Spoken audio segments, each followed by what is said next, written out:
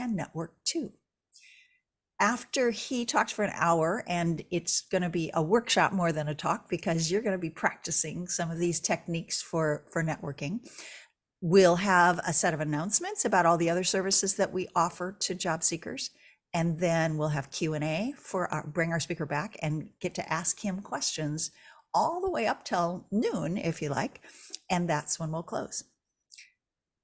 Here are a couple questions for you to start thinking about the networking world.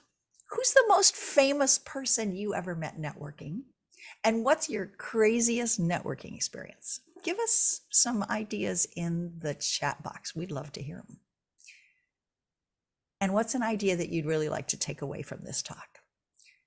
Is there a topic that you'd like to see covered in a future CAM meeting? A speaker you'd like to recommend? Topic you think we've neglected and that would be really useful? Send me a private message or send a message to the whole group and we'll get it. We're always looking for good speakers, and many of our speakers come from recommendations from you, our audience. Okay, I want to hear who's the most famous person you've met, or what's a great networking story you've got. I'll share one. I got an email from somebody who I thought had a unique name. I had never heard of anybody with this name. And she wanted to use my coaching services. So I went to LinkedIn and invited her to connect to me on LinkedIn. And then I started reading the profile and went, wait, this is not the same person. This is someone else with the exact same name in the Bay Area. But I'd already sent her the message to connect. And so I get a message back in an hour. Said, do I know you? And I said, no, my mistake. I was trying to reach out to someone else with your exact same name. And she said, well, never mind. I just read your profile. I'd really like to meet you. Could we talk? And I ended up coaching her for months. So that's my my mistaken networking story. Anybody else got a good one? That's a good one. Isn't it? Yeah.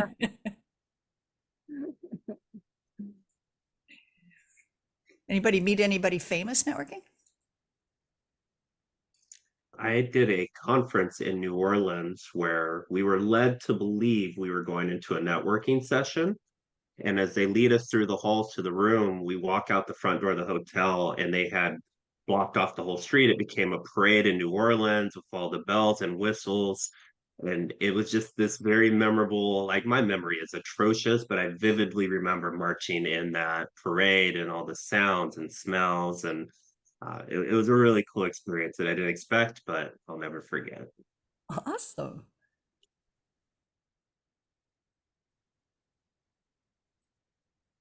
Anybody met anybody famous? How famous? I was flying to Kansas City on a business trip once. And in the waiting room, I noticed this spectacularly gorgeous woman. I mean, cover model, gorgeous. And I'm kind of admiring her. And then I see who she's talking to, who was clearly her husband. And it was Joe Montana. And he ended up sitting right behind me. I somehow got upgraded to first class and he sat right behind me. And so when the plane landed, I turned around and said, can I get your autograph? And he said, I don't have a pen. I said, oh, I've got a pen. So somewhere I have Joe Montana's autograph. Debonish says that he met Tim Cook at a Starbucks and chatted briefly with him. Oh, nice. That must have been fun. Yes. Huh. I just can't think who I may have met. When I lived in Philadelphia, I was playing racquetball, I guess. Is that the one there, the little cage that you climb inside? And it was at Widener College, and I came out and, I'm crawling out the door anyway, and I look up to the tallest people I've ever seen in my life. And it turned out that the 76ers practice there. but I wasn't brave enough to go talk to any of them. They weren't playing racquetball, were they? No, they were playing basketball, but they had just left the gym or were on their way or something, so they were going past the racquetball room.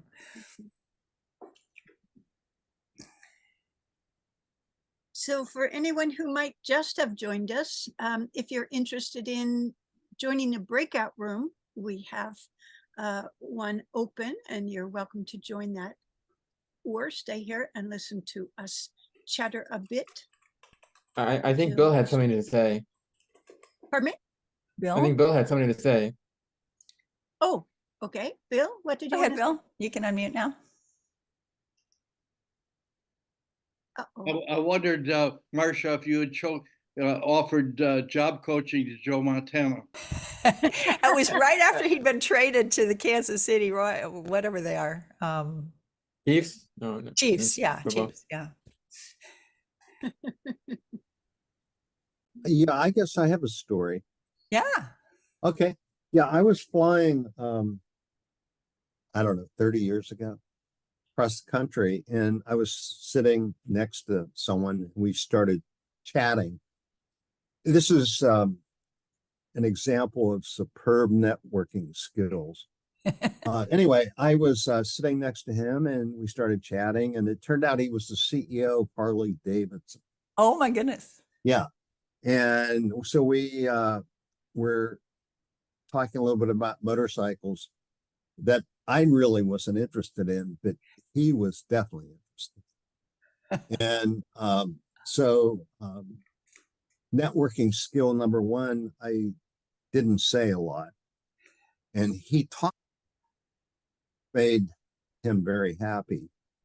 And then networking skill number two is I didn't get any contact information about him, and I never tried to get in touch with him. So the example of networking there is how not to do it. Mhm. You know, you bump into someone that probably would have been worthwhile to stay in touch with, and you don't even try or think about it. So anyway, I'm not sure that's what you were looking for.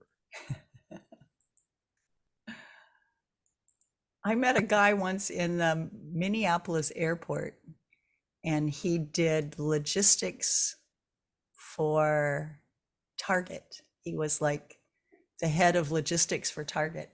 Hmm. And we exchanged cards, and I was able to reach out to him later when I had a client who was doing logistics. Wow. and he talked to him. So sometimes it Good for you. works. That's well, you're a lot smarter than me. But I'll tell you, Minneapolis Airport, they have the very best candy bar in the world. Oh, what's that? Those little chocolate clusters, and it was either vanilla or maple inside. They're little round things with peanuts on. Oh my God. Tears to your eyes. Good. Or at least to yours, huh? Yeah, it's the only reason they go to Minneapolis Airport. So you get those bars. Well, you did it the right way. So you got an example of the wrong way to do it and the right way to do it.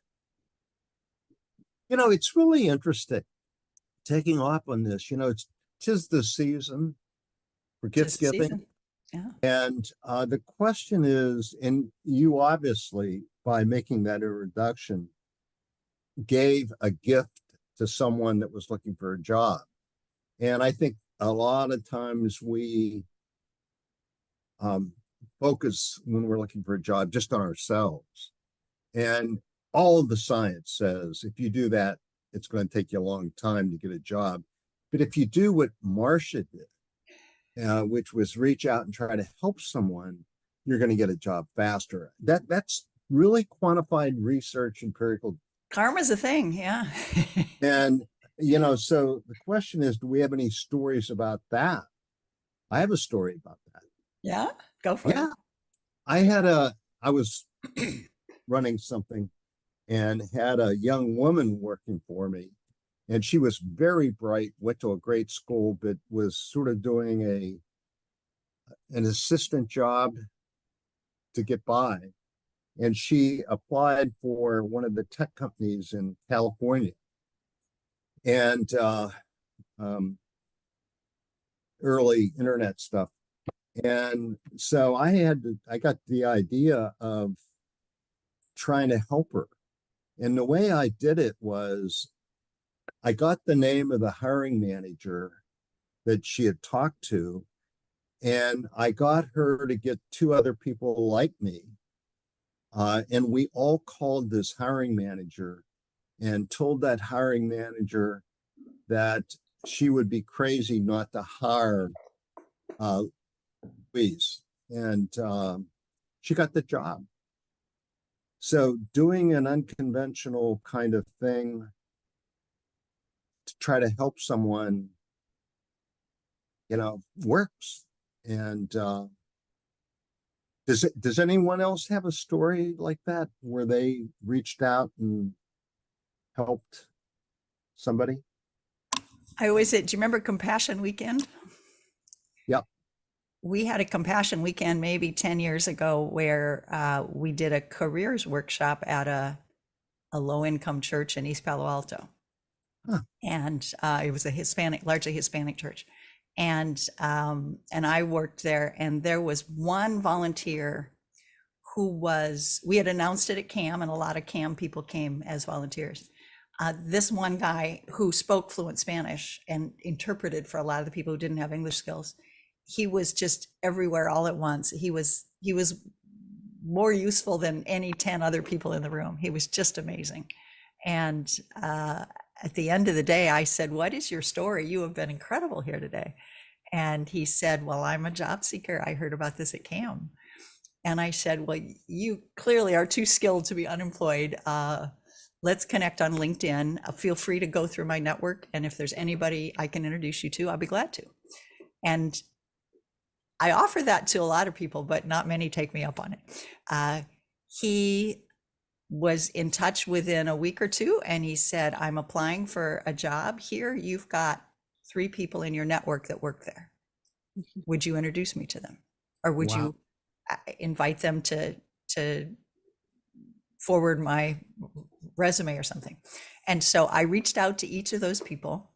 One was a former client who now worked there. One was a former colleague who worked there.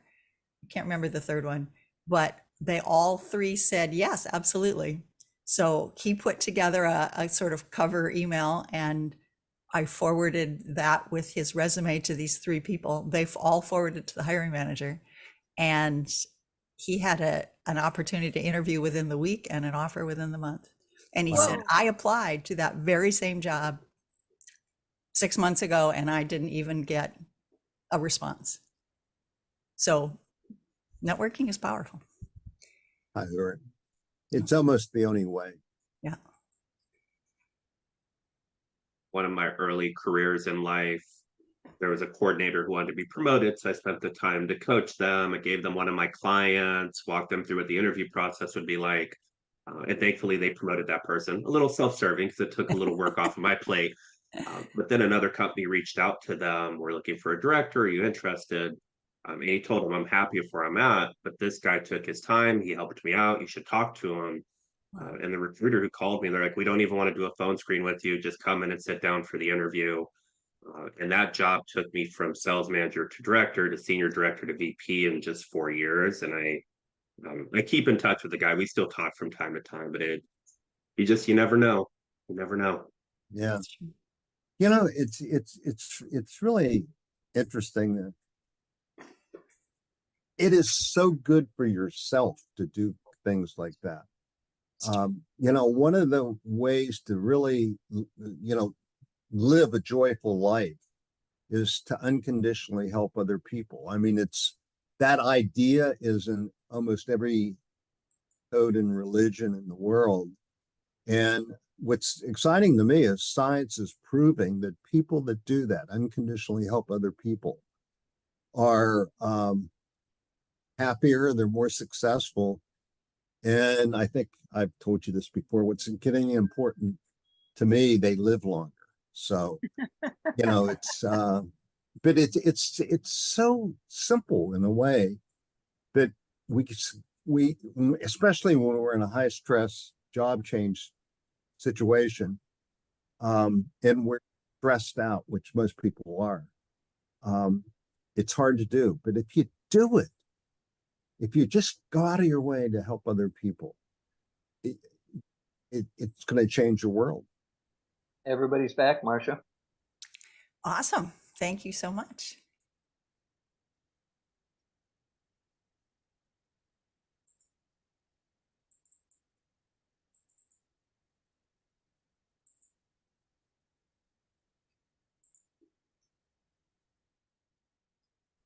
Welcome back, everybody, and welcome to Career Actions Ministry this morning. We're delighted you're here. We hope to be your source for hope, encouragement, and practical tools for your job search. We're going to keep you muted, invite you to name yourself, and open a chat window. From now on, we'll be muted except for the speaker, and invite you to name yourself so that we can connect to you on LinkedIn. Please open the chat window. We'll be using the chat now to communicate questions to the speaker.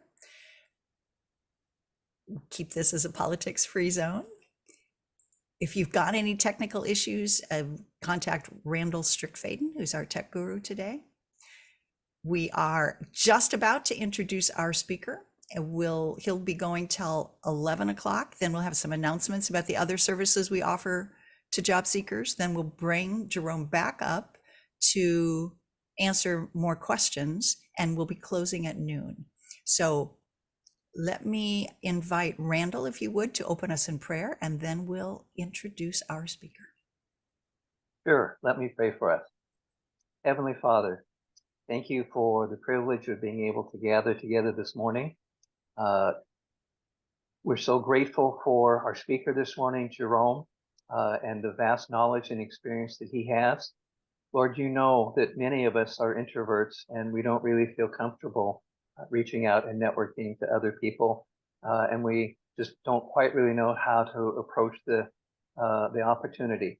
So we ask that you would enable us to embrace the challenge, and that the lessons we learned from Jerome this morning, we would be able to apply, and we would have comfort and develop a facility for doing networking that just seems logical and natural. Lord, we pray that as a holiday season approaching, we probably have mixed feelings being in the midst of job search with the anxiety and the discomfort that produces, but yet we look forward to the joy and the opportunity for the blessings that the holiday season brings each one of us. So we ask you to bless our time this morning, and we ask in your son's name. Amen.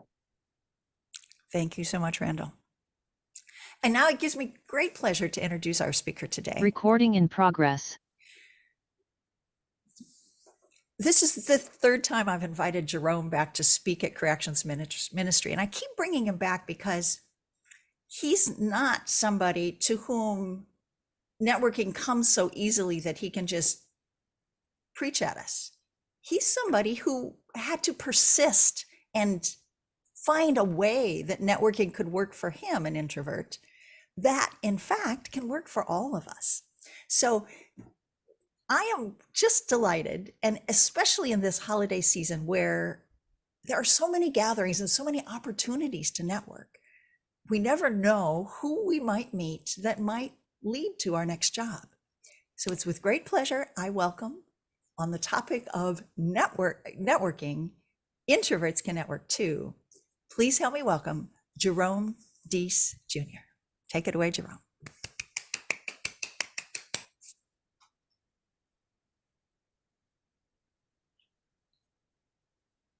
Thank you so very much for having me. It's very exciting to hit the hat trick with the team.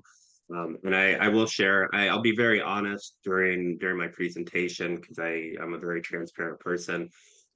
Recently, I went through an unexpected layoff with a company I'd been with for 4 years. Sales results were going really well. Everything seemed to be going the right way. Like, just the way of the world, sometimes things happen. and the stress and just the fear that comes with that. It's a lot, and it wasn't something I've experienced before.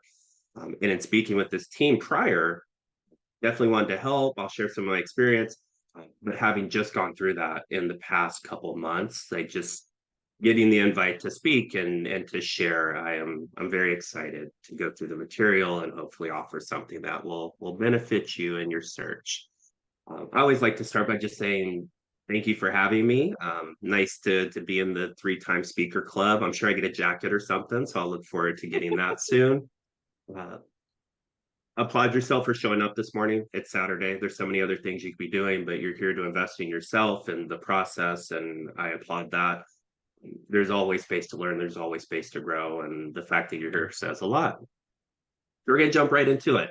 My name is Jerome, and I am the owner of Deeds Partners.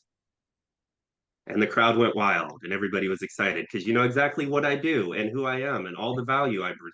No, you don't, because I'm giving you a title, I'm giving you my name, I'm expecting you to do the work. And this is one of the things that I think we do wrong when it comes to networking. As an introvert, even this week, I went to chamber mixer with the Los Altos Chamber. I know that team. I've spoken with that team. I've been to dozens of events, and I still got anxiety before going in, and just the fear of the unknown and talking to strangers and all that goes with it. Am I dressed well? And do my breath smell funny? Like there's just we get very in our head about all of it. But when I give an introduction like this, I'm just hoping the other person wants to keep talking with me. What I'm going to encourage you to do, and we're going to do this exercise in a little bit, and we're going to give you an opportunity to practice an introduction. It's a little different. What if I walked up to you instead and said, my name is Jerome. I help businesses and individuals find success through developing networking skills, showing them how to sell correctly, and through setting and guiding the achievement of realistic goals. I am the owner of Deeds Partners. In this, I think I'm giving you what I feel I have value in, the things I think I do well. And we'll talk about stories and how stories are a great way to communicate your value. And if I'm telling you that selling, networking, and goal setting are things that I have value in, I best have some stories to back that up and some great examples of how I helped others. So it just creates a system where the more you can be prepared, the more you can have answers to questions before they come up.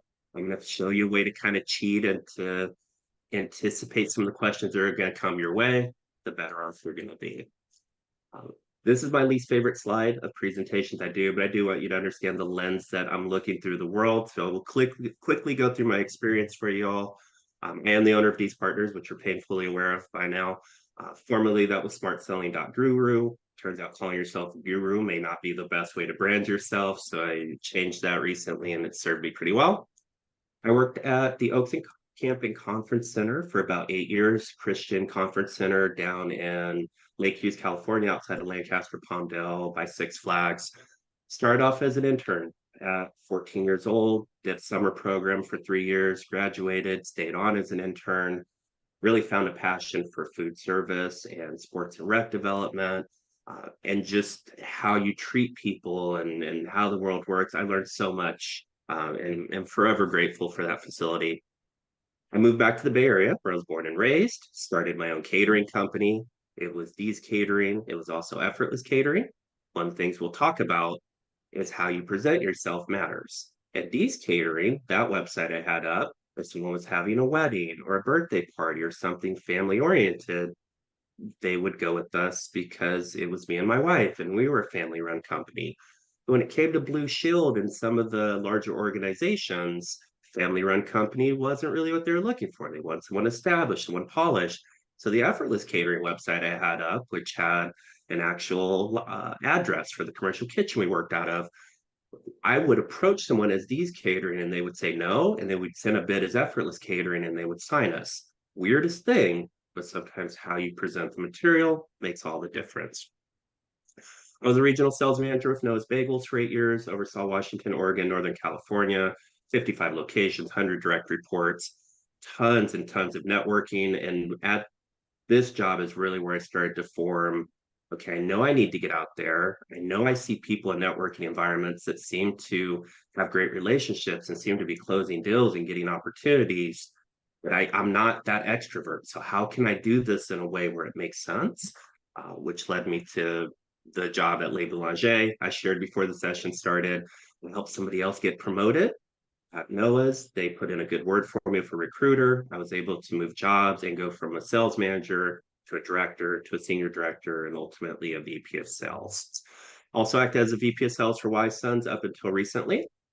That position was impacted by a layoff or workforce reduction, lots of stress, lots of anger, lots of what did I do wrong? Why is this happening? A little bit of depression, maybe. But through all that, just sticking to the things I know work, putting out the right information, reaching out to connections in my network, people that I had helped in the past, not expecting anything in return, but now that I'm in a position where I need that help, they're much more willing to do what they could to make sure I was good as well. Currently a director of sales with Talkalicious in addition to the work at D's Partners. I have a podcast you can look up. I sit on a board for the College of Adaptive Arts. I was named an influential restaurant executive. I have books and education, and I share all this. And I like to joke with every workshop. I didn't just Google a bunch of information. I've been to hundreds of networking workshops. I have taught hundreds of networking workshops. I promise you, this is all stuff that I've done that I know works. And I'm very excited to stop talking about me and to jump into it. People are getting opportunities just because they're showing up.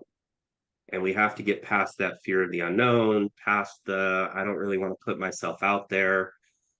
There are ways that you can network in low risk environments. I love chambers of commerce because you can go talk with many people and learn new things. But we have to put ourselves out there. We're going to talk about goals in a moment. Before every networking event I go to, I have a goal, and usually it's just to help 3 people. So I'll go in and I'll have a conversation, and towards the end, I'll ask, what can I do to help you? And I think in doing that, if you have a goal, if you push yourself to hit it, you're much more likely to participate in the process than to walk up to a door for a networking event, realize you're not really feeling it, and just turn around and go home if you've paid for parking, which is something I have done. So, yes, we're going to be very honest today. So, our goals, we should start with the end in mind. I'm going to help you score with networking. I worked with SCORE in the Silicon Valley and in the Central Valley. And in working with them, we came up with a process for networking that aligned with their name. It seemed to work pretty well. So I've stuck with it for the last 12 years. We'll go through how to score with networking. I want you to understand your value. If you understand your value, networking is about exchanging value and helping other people. How can you do that if you truly don't know what your value is? I'm going to challenge you to do something that might be a little uncomfortable, but I promise you, if you do it, you're going to be better off for it. We're going to talk about the introduction, how my first introduction was different from the second. I'm going to ask you to be a little brave and to jump into breakout sessions and to give your introduction to others and just to play around with it. You never know what's going to stick. We're going to talk about a technique called present, past, future. You may roll your eyes at me. It is so simple, but I think if you can integrate it into what you're doing, I use it with selling, with networking, with coaching sessions I do. It's such a simple thing, but it gives you a process that you can follow and that you can replicate. As you saw from my experience, a lot of my experience has been selling and business development. And the reason I've been successful there is because you have a sales process, which is how you reach out to people, how you connect with them. Sometimes your customers are going to disappear. How do you reapproach those customers? And it's very systematic. I can look at it and say, I made 100 contacts, 15 of those responded, 5 of those closed. I know my success rates. I know what worked, what didn't. I started approaching networking the same way. Let's do it the same way each time. Let's have a process. Let's not just walk into a networking experience without knowing generally what I'm going to say or who I am and what value I bring. And by having that preparation, you put yourself in a good space. So we'll talk about past, present, future. And last but not least, sprinkled through this, you're going to get some stories of volunteering and how volunteering can go so far in putting you in rooms that you never thought you'd be in forming connections that can impact you in ways you can't even imagine. I think there's a lot of value in having time set aside each month to volunteer and to give back and to selflessly help others. And just what comes from that so far in my life has been pretty phenomenal. So what are your goals when it comes to networking? I have found in my workshops, I will ask people to raise their hand if they go networking and they hope to sell something. And everybody will raise their hand, be it a product, a service, who they are. If they're being honest, they'll raise their hand, myself included. I will then ask how often people go networking and they want to be sold to. And every now and then a joker will raise their hand and say, I want someone to sell me something. But very often we don't want people walking up to us and saying, hey, I sell life insurance and you're alive, so let's talk. Nobody wants that. We just don't. Now, if we know we don't want to be sold to, but we know that we're going out and selling, that process is broken from the start and it creates this very weird dynamic. I'm going to challenge you. I'm going to say it a couple times. I think when it comes to networking, our goal should simply be to help others. If we can go into this from a position of, I'm not looking to get anything for me, not upfront. Long term, as you build relationships and connections, that will come organically, and it's a beautiful thing. But early on, as you're networking, you really need to look to put others first. And it's going to pull pressure off of you. It's going to take that adversarial component away from the process, and it's going to make it run much, much smoother. As we all know, networking is so complex. How we're looking, how we're standing, our eye contact, the introduction, and setting the tone for the conversation, how confident you come off. My guess is if I was talking to you and I didn't really seem to know the material I'm going over, or if my slides looked all weird, or I, there's something about someone being able to speak from a position of confidence. And through the things we're going to talk about, we're going to get you there. So the stage is set. Let's jump into it. Your introduction is so very important. I think one of the mistakes we make is we let other people have the power in determining who we are, what our value is. And I want to encourage you to start to understand what your value is and to convey that through your introduction in a way that's simple, that's seamless, that you can practice, that's ready to go. I have spoken with many people at networking events who have had jobs for 5 years, 10 years, and you'll ask them what they do, and they can't explain it. How do you do a job 45 hours a week, for 50 weeks a year, and you can't explain what you do? Or they over explain. We're in the Silicon Valley. There's a lot of tech. I'm not a tech person. It goes over my head. It's overwhelming to me. But people will go into these very detailed explanations, and sometimes it can go the other way and go wrong. So we're going to talk through a very simple introduction that I'm going to ask you to practice here momentarily. Grab a piece of paper. If you're on your computer, you can just type this out. The goal is to, as we jump into the breakout rooms momentarily, to share your name and then to share a few things that you have value in or that you bring to the table. For me, with a lot of my work being in catering, one of the introductions I use is, my name is Jerome. I help admins, office managers, really anybody who has a mouth, bring food to where they work, celebrate, or live. I'm a sales director with Talkalicious. I'm the owner of D's Catering. So I'm throwing out a couple things that I hope someone will say, oh yeah, we bring food into work all the time. And as they do that, it opens the door a little bit for me to talk more about that. When I was a student, or as I'm coaching students, I should say, you say, my name is Jerome. I'm currently taking classes on group process and conflict resolution and business development.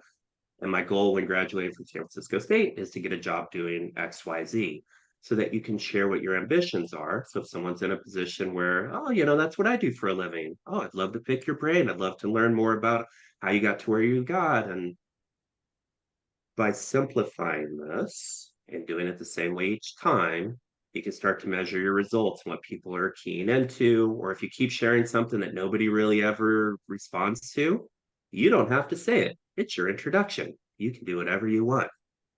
If you're currently looking for a job, and the way I had to tailor this recently in my job search, my name is Jerome. I've acted as a VP of sales with Wise Sons and Le Boulanger. I've supported partnerships with San Francisco 49ers. I'm currently looking for a role where I can sell food for XYZ, or where I can act as a director of sales for. It's just a systematic approach for organizing the information where you're not just giving your name and your title, but you're sharing some of your value. So what I'd like to do is have you go into breakout sessions. I'm going to ask you in 3 minutes or less than 3 minutes, because that's all you'll have in the session, to share your introduction in the style of, my name is Jerome, here's value I think I have, this is who I am and what I do, or this is the type of job I'm looking for. And then we'll come back. And if you have any notes, I'll be happy to hear them. Or read them in this case.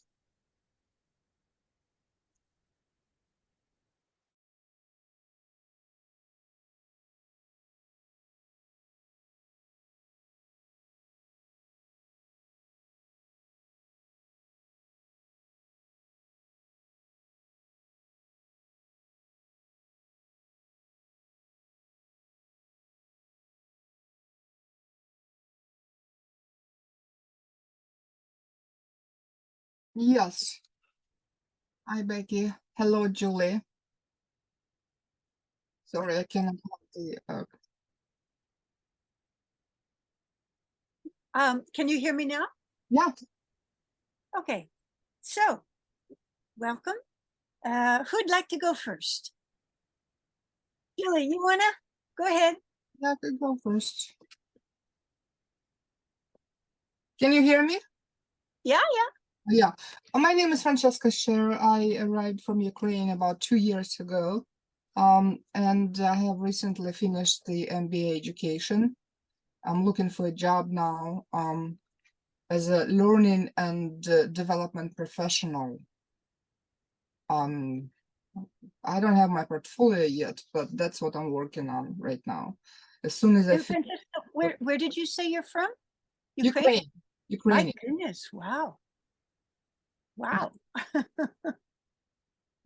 So I'm working on my portfolio at this time, and as soon as I'm ready to post it on the internet from my website, I will be looking for a job more actively. But now I'm in stage of preparation. Uh-huh.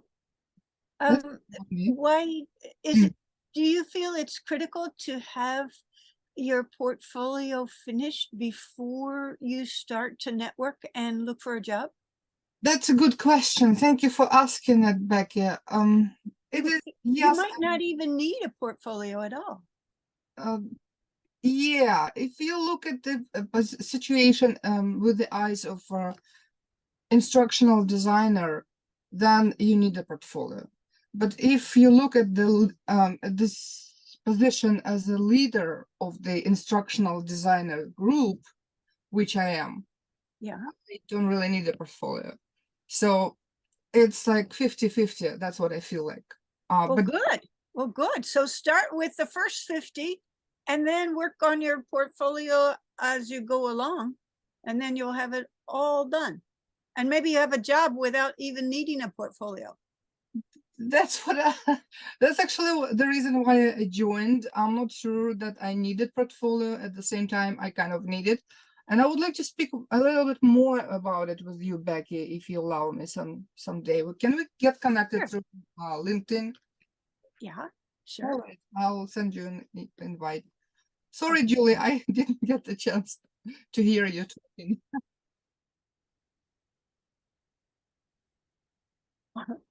Okay. How much time do we have? 3 seconds. Okay, Julie, go ahead.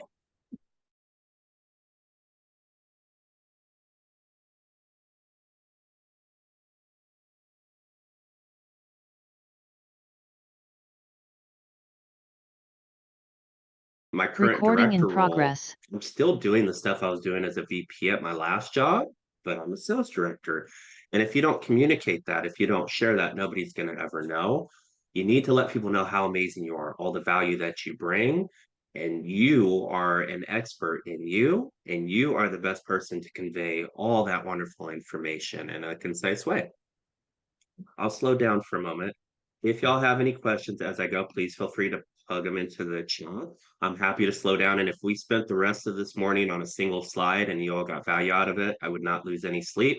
So don't be shy if you have anything that you want me to slow down on or to share again.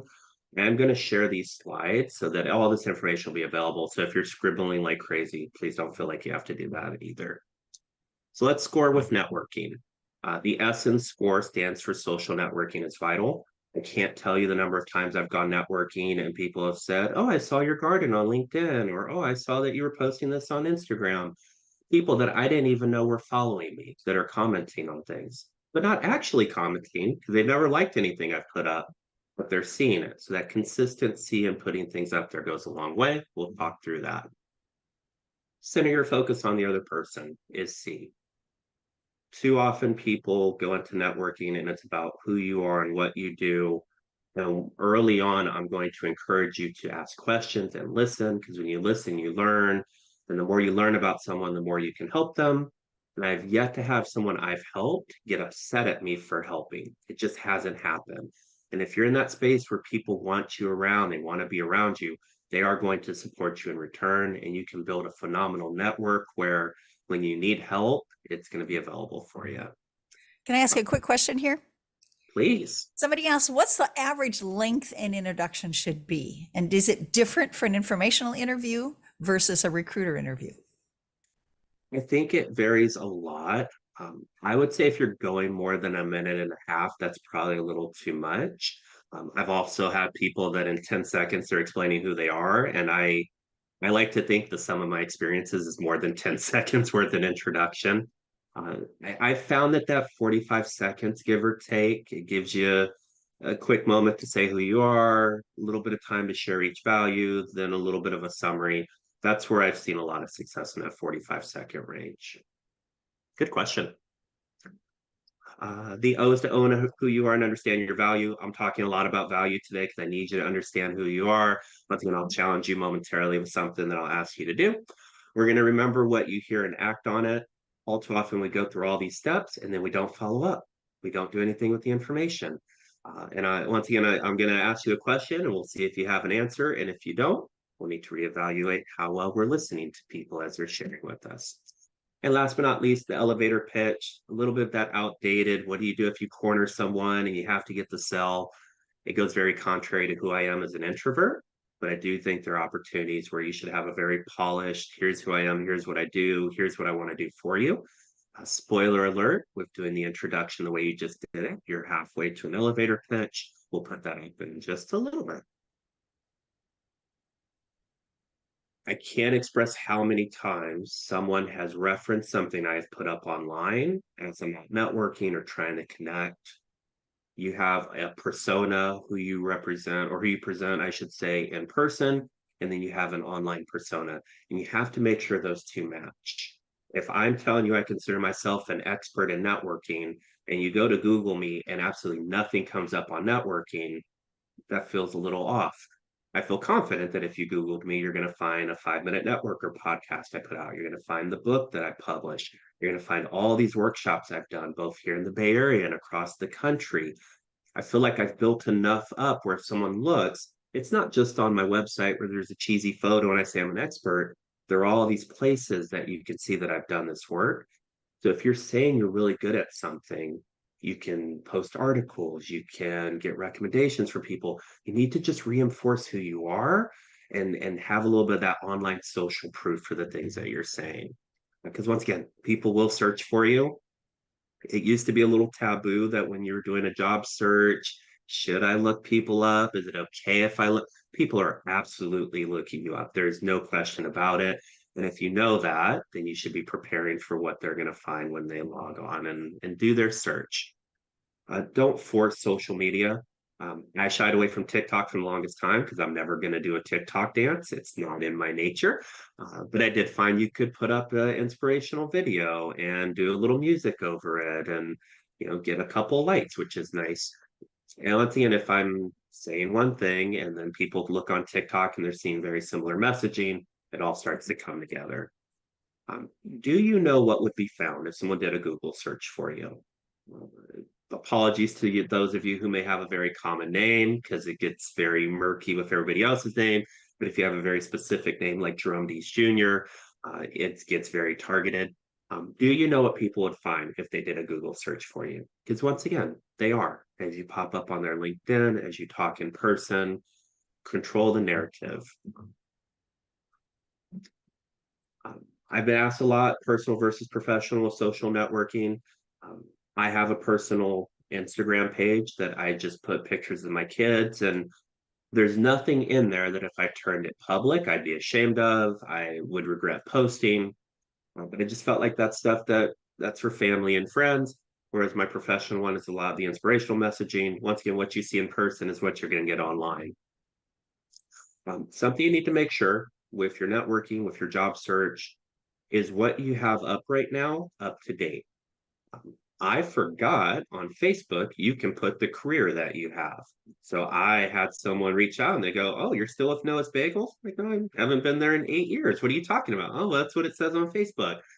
So just make sure you're doing a glance at all the places you have information up. Does your LinkedIn have the right things? Does your headline look good? Do your dates match up? I do a lot of hiring, or I have, still do. And sometimes I'll get a resume and I'll glance at the LinkedIn and the dates don't quite line up. And not that, anything fishy is going on, but if I'm looking at someone for a position that's detail oriented and they can't get those details right. So just make sure you know what's up, you know how you're representing yourself. It goes a long way. And I think you all know this, but the internet is forever. I have interviewed people that I felt really good about and I would have hired in a moment. And then you do a quick search online and just some of the stuff they're putting up. There should be a line between your personal life and your professional life, but we know in this day and age, it all comes together and you're a representative of the organization you work for. So just be mindful in what you're putting up. Not everything you do has to be shared with the world. That's all I'll say about now. I want you to do something for me real quick, 45 seconds or less. I want you to pull out your phone and I want you to Google me. And no, this doesn't help my search results and it doesn't boost me in any way. The question I'll ask while you're doing this, do you think there's a world where I would ask you to look me up on Google if I wasn't confident in what you were going to find? I'd be crazy to do that. I've spent a lot of time and energy in publishing articles on LinkedIn, on volunteering for different organizations. Because volunteering it's part of my personal mission statement. I grew up in West Oakland. It's not a great environment to grow up in. There were organizations that came in and gave back and helped me create a better life than I ever imagined. And now I think it's part of my purpose to now give back. So I support a lot of organizations in Oakland. And sometimes in doing that, we'll do a photo of a cheesy check or they'll do a post for me. And all that stuff, once again, just reinforces if I'm on here telling you I volunteer a lot and you go on and you look and I don't have any volunteer activity, it's not a great thing. I know that you're going to find information about me speaking. You're going to find information about books I've written. You're going to find podcasts I've published. I've done a lot of work. Not that there's anything I'm ashamed of that would pop up, but just making sure that it reinforces who I am. I do get asked occasionally, does the second page matter? I don't know anybody that goes to the second page in Google results. I think as long as that first page looks solid, you're probably good. Google yourself before the end of the day. See what pops up. If you're happy with it, great. If you're applying for jobs in a certain space and nothing pops up where it's showing you in a good light in that space, maybe there's a little work you can do to reinforce what you're trying to put out there. One of the best practices when it comes to social networking, especially as an introvert, I was asked to speak at a conference in New Orleans a while back. This is the same conference that if you're here earlier, that I was able to walk out of a door, be a part of a parade, which is phenomenal. The lady to the left of me on the screen, she is the CEO, was the CEO of a company called Easy Cater. The company was recently valued at over $1 billion. She started this in her kitchen. It grew to this massive third-party marketplace. And in being invited as a speaker, there was a speaker dinner. She was sitting at a table for CFO. There was an open chair, and I beelined to that table and sat down. Super nervous to talk with this lady.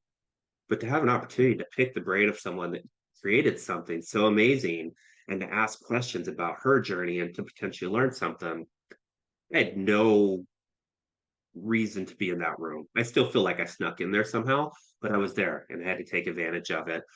We took a photo afterwards. I put it up on LinkedIn. I tagged her, I tagged the organization, tagged other people in the photo. Had almost 3,700 views, a bunch of interactions.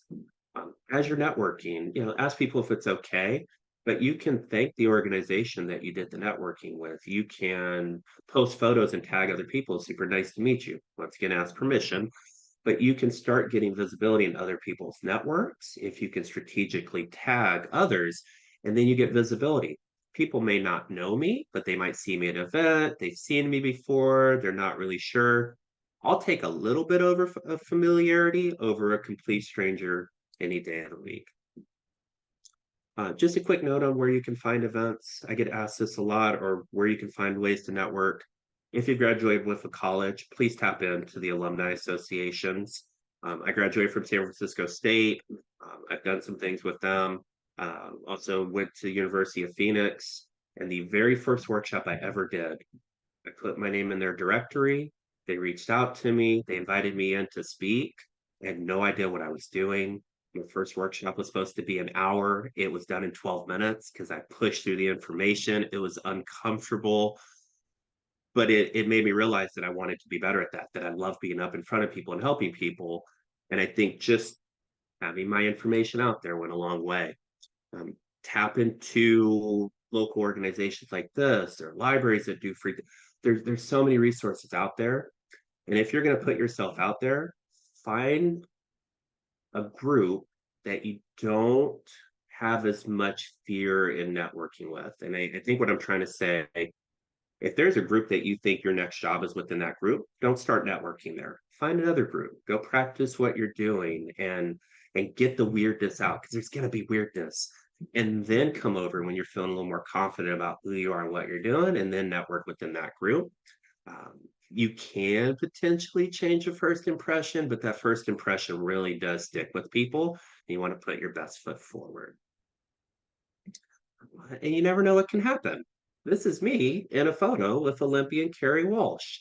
I signed up for a conference on Eventbrite that was marked as free. I don't think it was supposed to be free. And I showed up, and it's at Levi Stadium. And there's this wonderful spread of food out.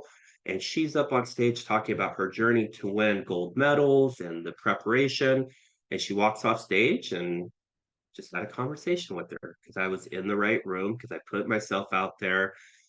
And it was a very uncomfortable room because there were hundreds of people there, and how you network within that is a mystery sometimes, but you never know what can happen if you put yourself out there. If nothing else today, as an introvert, it is very difficult sometimes just to get up the courage and the strength to get out there and to be there. And I think once you're there, half the work is done, and then you have a picture of an Olympic gold medalist that you can share at a workshop you're doing.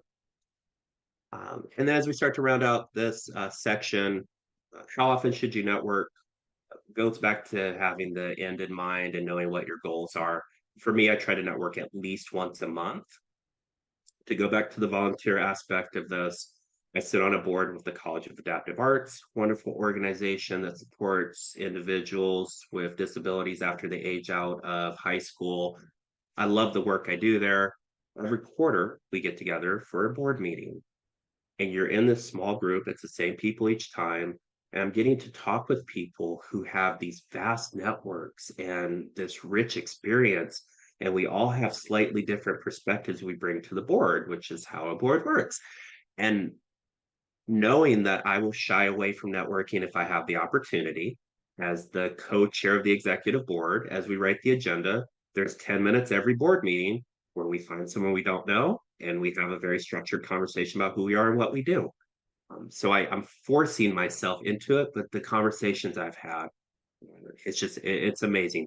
So once a month, just get out there. It is a muscle. It is something you have to practice. The last thing I want for any of you is to walk in a room that could be the room for you, and you stumble over your introduction, or you can't explain what you do. An opportunity that could have been amazing fizzles a little bit because we weren't ready. And then I know you're all on LinkedIn. I know this is just wasted breath, but make sure your LinkedIn is up to date. Make sure it represents who you are and what you do and all the amazing stuff that you put out there, because people are looking at it. As I shared earlier, just some very quick notes. You can write articles on LinkedIn for free. It's a great tool. Every conference I go to, I write an article on the conference. I'll tag the organization, guest speakers that I enjoyed. If there were sponsors, I'll tag them. And one of the articles I wrote, it was shared by the organization. They had thousands of followers, and I got so many hits on this thing simply because we put the information out there. But then I can also sprinkle in little things about me. I really enjoyed speaking on networking and selling. And so now I'm reinforcing once again that that's what I do and value that I can offer. So write articles. I find too often people get frustrated that they're not getting comments and likes on their post. But how often are you going in and liking and commenting other people's posts? If there's an organization you want to work with, find a couple people that work there, like the organization's page, and if they post something, not to a stalkerish level, not every post they ever do, but if there's value that you can add somewhere or you can comment every now and then. Once again, if you're going to apply for a job, it'd be nice if the person goes, "Oh, that name looks somewhat familiar." Then they look you up and, "Oh, okay, yeah, it looks like they're engaging a little bit." Um, I also find that sometimes we'll apply for a job and we'll take a step back. And the role that I got after this layoff that I went through, I was a little more aggressive than I've been with other job searches. Instead of waiting for them to set the terms in terms of, oh, we're talking with other people, we'll let you know. Well, I'm available on Monday at 2 o'clock. Would that be a good time to reconnect and to talk through next steps? I went from applying to a job to having an offer in 2.5 weeks. And at the level that I'm at, that's not something that typically happens. Usually it's more of a long drawn out process. Um, Sometimes you have to go for it. So comment, add value, put things out there. And if you're popping up on people's pages, sometimes they're going to look and see who just commented on their page. So they're going to go over to your page. Now you're getting a little more visibility. You want people to be seeing you online. Connect, connect, connect. If you're part of an alumni association, go on LinkedIn, find that alumni group. I know some of the wisdom is only connect with people that you know and don't overconnect, but I think having a robust network goes a long way. And if you're alumni, you already have a shared connection, so you don't have to try to fabricate that because it's already there. And make sure you're posting consistently. I try to post a couple times per week on LinkedIn. I'll throw something on Instagram. Monday, Tuesday's typically a certain type of post. Wednesday, Thursday, it's a little different. Weekend, if I'm working the weekend, maybe it's a shout out to other people working on the weekends. But I'm also very transparent. I shared in a post recently that I had a supervisor that used to make my hand shake sometimes when they would reach out to me. And we've all had a terrible supervisor at times. I hope you all haven't, but it feels like that's the way of the world. Sometimes you can be honest to a certain extent, and I got more comments and notes on that than some of the other stuff I posted I thought was really good. It's a weird world.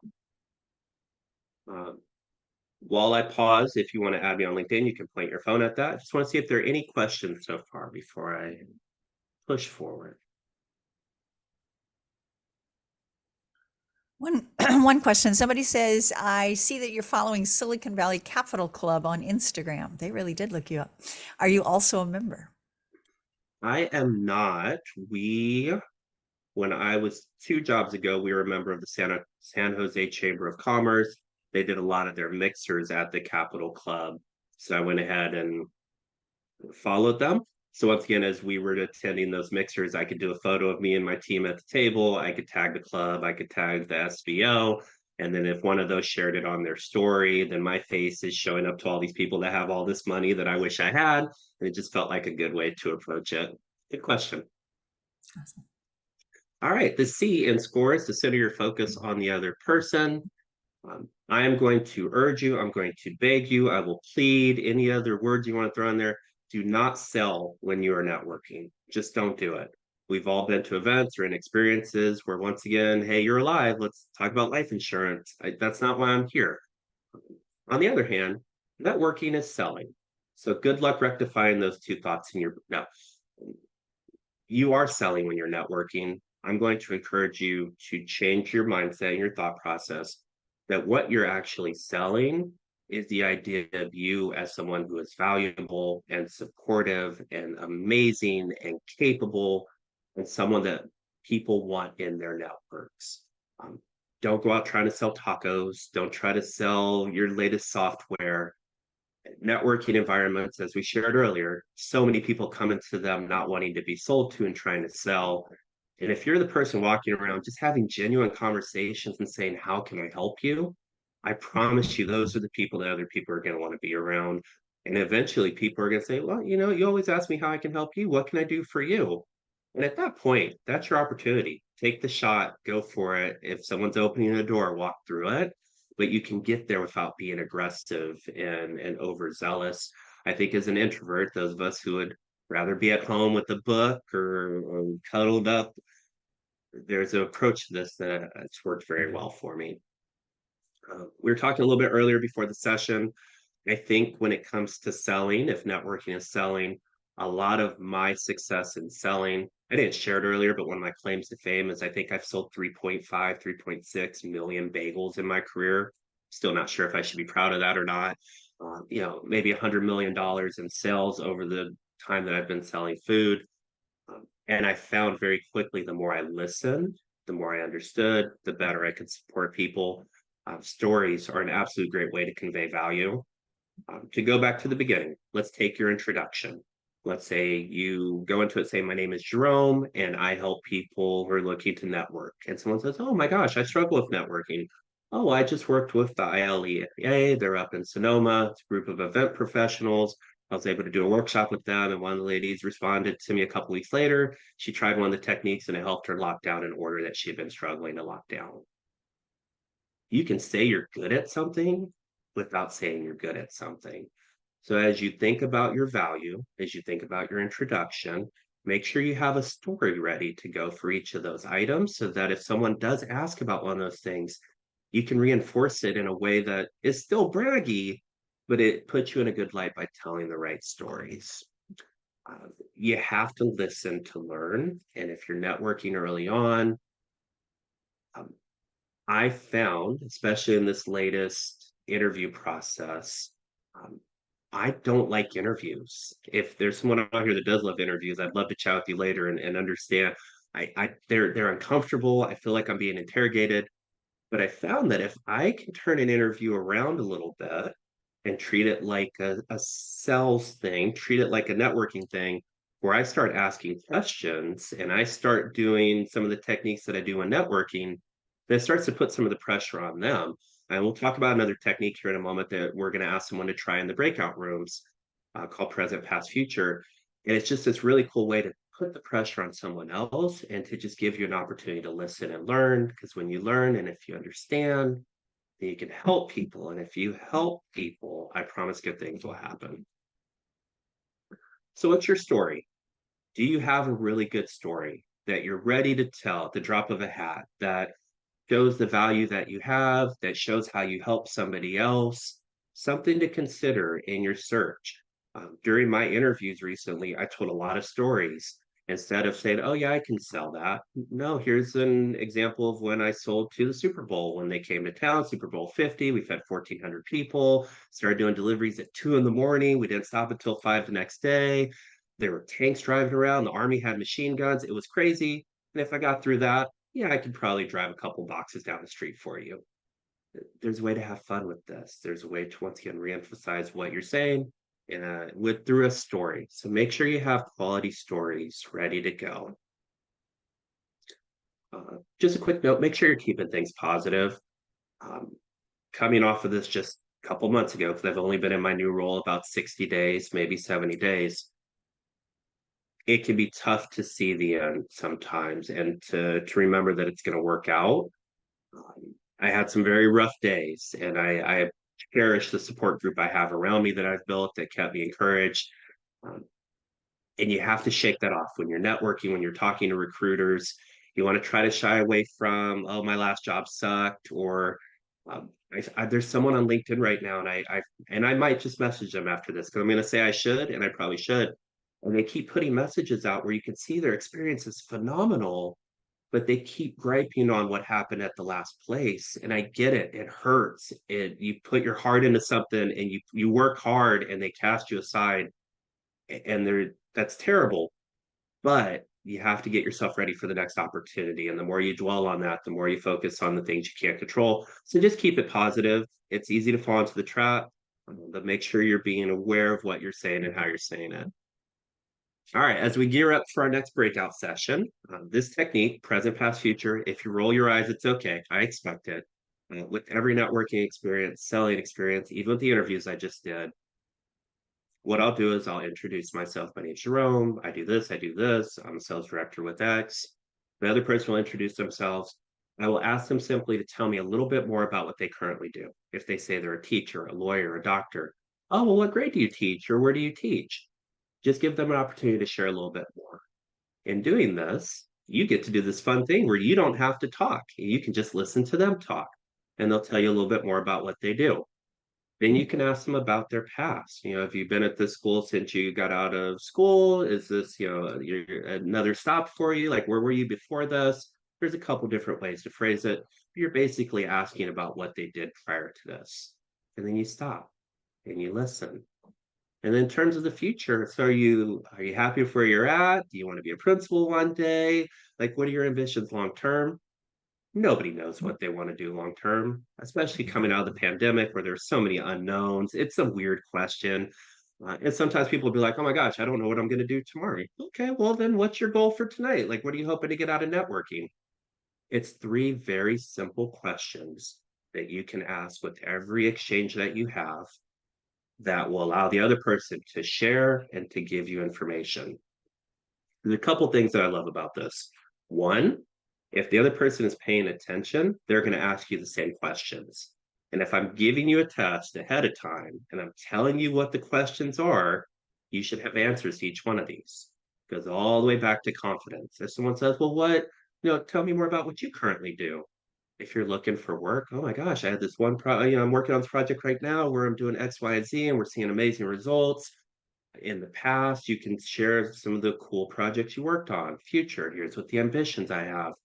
This actually stretches you to think about what you want from life as well, which is something I don't think we always think about. We get a little caught up sometimes and we don't always think about those things. I'm going to ask us to jump into a breakout room. Once again, we're going to look at asking about the present, past, future, because there's going to be multiple people in the breakout room, and we're just going to do 3 minutes. I'm going to ask one person, whoever's name comes first in the alphabet, they're going to be the person that's answering the questions. So someone else, just please ask them, tell me a little bit more about what you do now, tell me what you did before, what are your ambitions for the future? Try to make it towards a little more organic. It doesn't have to be tell me more about now, tell me more about the past.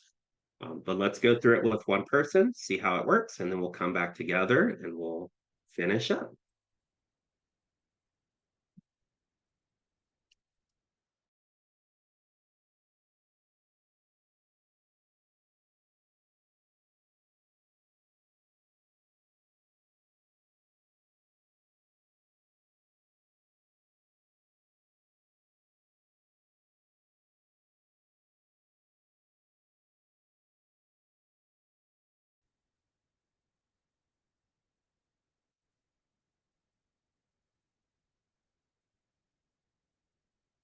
Hi, everyone.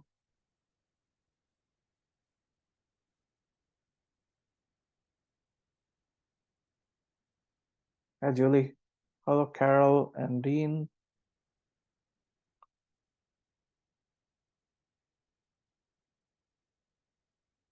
Would Carol and Dean like to take yourselves off of mute? Gil, do you want to try it since your name is first? I think Carol's name is first. Yeah, I know. Yeah. Carol, would you like to start us off? Okay, so I wasn't paying really close attention. So I'm supposed to give my elevator speech?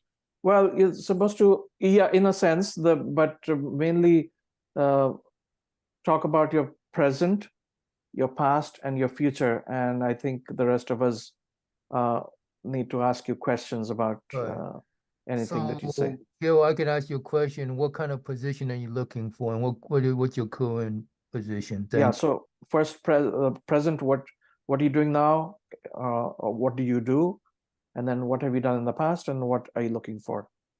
Okay, well, currently I'm taking a career break, and I decided to try retirement for a while, but that's not really working for me. So I'm looking for a part-time position, probably as office support. I have done a lot of, administrative and communications work, and I have a talent in training in copy editing. So I am Mhm. good with writing and improving the writing of others. So I was thinking about looking for something like that that I could do remotely and, maybe a little bit of in the office regarding that. I took a gig job earlier this year. I was a production manager for a small family theater company in San Jose for one production before they started their summer uh, classes for the high school and middle school students. So I'm kind of all over the place in my interests. Does anybody have any advice for me or questions? So what did you used to do? What was a job that you used to do that you really liked? I worked on the communications team for a large grant making foundation in Chicago, and then I Mhm. moved here to join family. So can you tell me more about that position?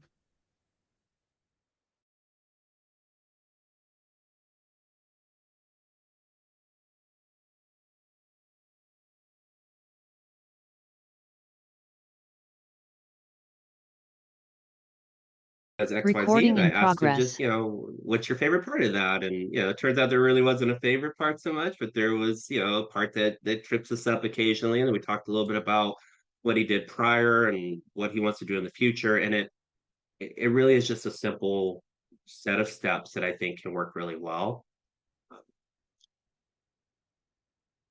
I love this approach because it takes the pressure off of us and puts it on the other person. And if you can do that, good things can happen. I also think that in doing this, and I've had people that have asked about their present and they'll share a little bit more about what they do. And I'll ask them what they did before, and they'll say, "Oh, I went to San Francisco State. Oh my gosh, I went to San Francisco State too."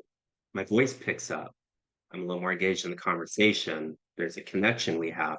You don't have to go through every single one of these steps. If they say they played volleyball in the past and you played volleyball, or they play Dungeons and Dragons, which I do, and I'm not ashamed, you can connect over things and then have conversations about those.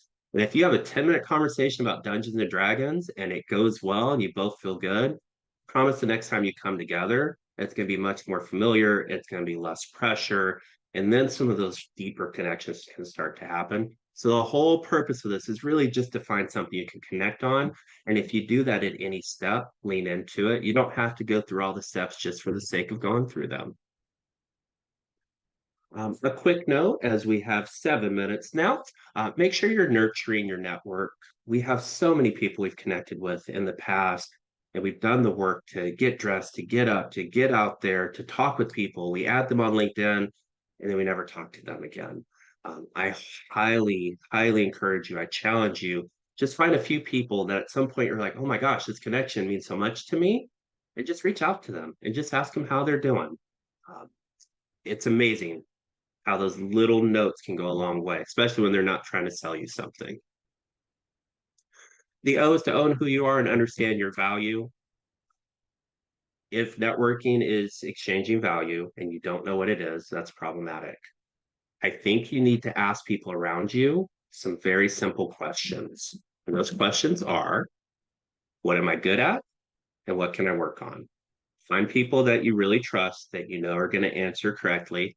I actually do this with every supervisor I've had at every job I have. I'll ask them during our one-on-ones, what am I doing that's upsetting you or that you're shaking your fist at the sky about? And is there anything I'm dragging my feet on or that I can do better for you? Because then if in an annual review something comes up and I say, well, I gave you 48 opportunities to talk through this and it never came up, I don't understand why it's come. Like sometimes you can control your own destiny. Text or call a couple people, listen what you're good at, what you can do better. Sometimes you're going to get information you don't like. Um, I am a very dependable person. If you're someone that's around me, you need my help, I'm going to show up for you.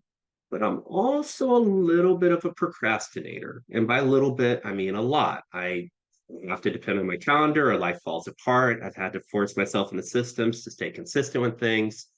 The more you know about yourself, the more you can do to offset that. But if there's something glaring that you're doing that's a little weird or that's coming off uncomfortable, you need to know so that you can change your approach.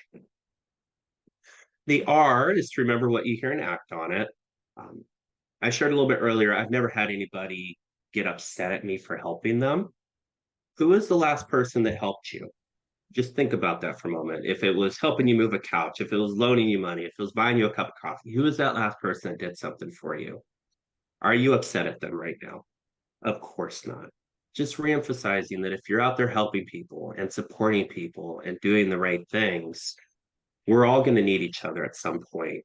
I've had a good stretch of career that lasted from 96 to 2023 and then layoff. And now I'm in a position where I need that support. And it was there for me because I've supported others. So just make sure that you're helping, that you're supporting others. I have a LinkedIn post that I put up maybe once a year.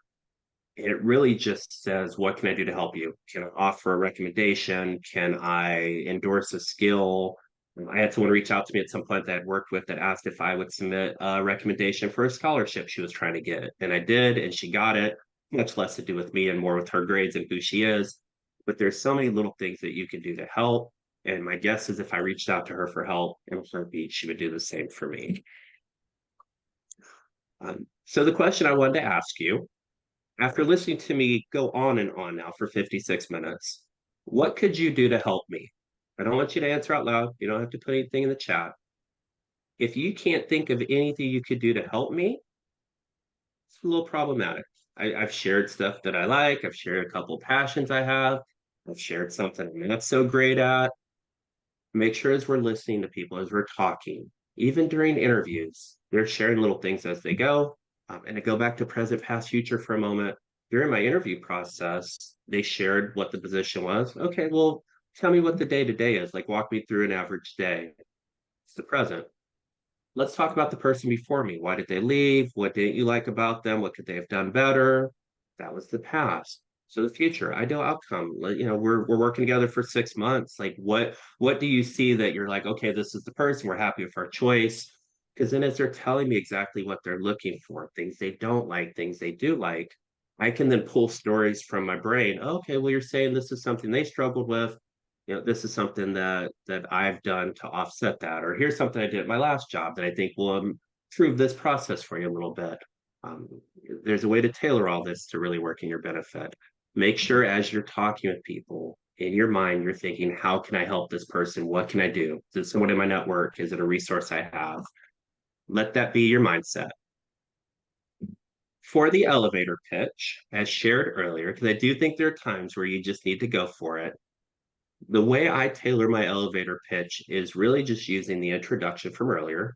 My name is Jerome. I help admins, office managers, anybody looking to eat, bring food where they work, celebrate, or live. I'm the sales director of Talkalicious. And then I'll share a little bit about what I know about their company. I know your team's hiring like crazy. I follow you on LinkedIn. I have a couple of friends that work there. So that's something I know about them. And then what you can offer. I know that you're feeding people like crazy. One of the perks that my friends love is the daily lunches. And then what can I do to be considered? You know, I'd love to help your team. You know, is it samples? Who's the right person? It's just taking this and putting it in a format where you can practice it like I do a lot while I'm walking, while I'm watering my garden, and being ready for those opportunities when they come your way. We overcomplicate a lot of what we do. And as introverts, where it takes a lot of energy sometimes to just get the courage to do it in the first place, you don't want to put more pressure on yourself by stumbling through things or not really coming off as confident as you would like. Couple quick notes with the mixer I just did this week, because networking is weird sometimes. I did get there a little bit early. The host of the event, I know from previous events, probably one of the groups I've networked with the most. So I hid in the corner a little bit and talked with the host. You know, is there anybody here that I should talk with? When in doubt, they will introduce you to other people that you should know, so you can lean on that. You can send messages ahead of time letting people know, hey, networking's a little tough for me. I'd appreciate any support. Make sure you're following up and saying thank you. I have had event hosts that have recommended me for huge projects simply because I put in the time to talk with them and to get to know them. And as I go over a little bit, apologies. In terms of what you do after you make a connection, make sure you're following up. A little note here or there goes a long way. As I'm sharing with you that my ambitions are speaking and networking, goal setting, maybe you see a conference that has a call for speakers that you send me a note and say, hey, I think this might be a good fit for you. It's costing you a message, but that's going to stand out in my brain. And if I see something you post, I'm probably going to be a little more likely to comment and I like it. So then my community can see what you're doing. And if we're all looking to support each other as much as possible, who knows? And with that, actually, it's still 11. We did it. I'm happy to answer questions, to clean up anything that I may have said that came off weird because life happens. But once again, I get it. I've been there recently. It can be a lot. Add me on LinkedIn. If there's anything I can do to offer support or to connect you with someone in my network, I'm more than happy to do so. But I very much appreciate now in my third time the opportunity just to come and share and hopefully provide something that you can take away. I think we'll hold any questions for after the slides. So thank you ever so much. This was so helpful and so doable. It really broke it down into pieces that any of us can do. Thank you so much. Let's go to our announcements. Recording stopped. These large group meetings are one of 3 legs of Career Actions Ministry. Let's talk next about Career Actions Network, our online arm. Al.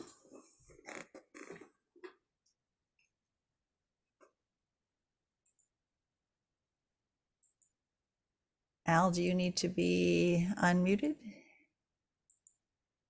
Yes. There you go. Okay, can you hear me? Yes. Good. So we have a dedicated website. It's called careeractions.org. It's a nonprofit. And we are having a lot of fun with it. We're bringing in artificial intelligence, AI, to upgrade it. And we just added a new feature. It's called Job Docs, DOCS, Job Documents. And what it does is if you have a resume, we have an app called Resume Booster, where your resume is taken into an AI. We use chat for this kind of stuff. And it makes it more readable, and it makes it more impactful. And it comes back and you can fine tune it, but it really does improve resumes. The other thing, we have another app that's called, let's see, I think if we, what it does, I forget the name, but what it does is it takes your resume and it takes a job spec, it compares the two, and it enhances your resume to be more appropriate, more directly applicable for that job spec. So that's the second thing it does.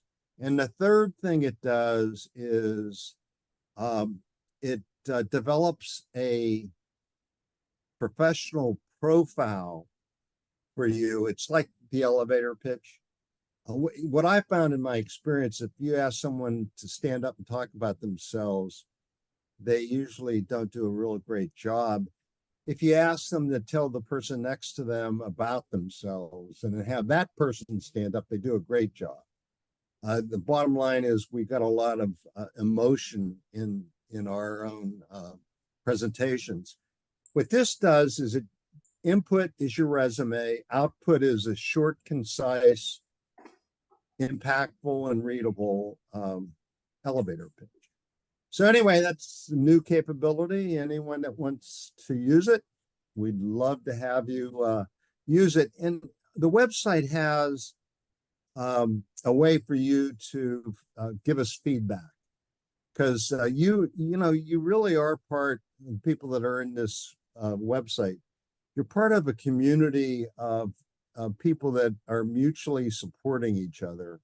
And as part of that, we want to make sure that the website is as good as it can be for you. So we'd love to hear your inputs, any suggestions on enhancements, things like that. Anyway, Marcia, thank you very much. That's our website. Thank you, Al. And there is a fee to join it, but you won't keep people off if they can't afford the fee. Is that accurate? Yeah, just we're nonprofit. We use that fee to do the professional, hosting and stuff like that. But if you just ignore it, you still can get into the website. Don't tell anyone, okay? Fair Because enough. we do have to cover those expenses. All right. Thank you, Al. We also, the third leg is the success teams. Bob, would you tell us about the success teams? Sure. Thank you, Marcia. Success teams are an important part of your job search. It's a group of folks who have a shared objective and a group with a common objective to meet those goals of finding another job in which you're looking for. The success teams also decrease the loneliness of a job search, which can occur because you feel isolated and alone, yet you have a group of people that are going through the same shared experience as you are. Another aspect of success teams is it's a way to build and enhance your networking experiences. You can practice networking. At the same time, group members can provide you feedback on your job search interview tactics, as well as other things that you can share as part of the job search programs that you're going through. I have a list of our there is a list of our success teams. I'll post that. And Marcia will go through the slides with those as well. So we have a Success Team North, which is hosted by Gilbert Y., which meets on Wednesdays from 2 to 3. We have a Success Team Central. Randall Strickfadden is the host, meets Wednesdays from 10:30 to 12. We have a Success Team South, which is Steve Murata, and it's run Tuesdays at 9:30 with the ending to be determined.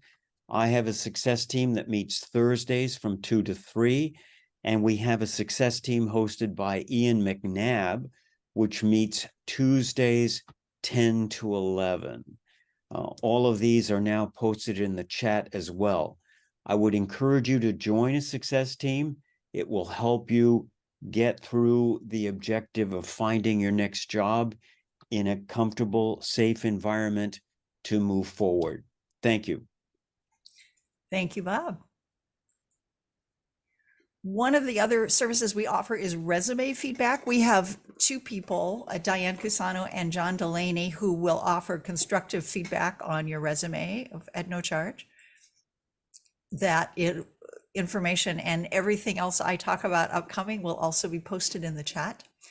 Bill Teeter is here. He offers free budget counseling. He has both a law degree and an MBA, and in his retirement, this is his way of giving back. He has definitely helped people avoid bankruptcy and be as wise as possible with their money.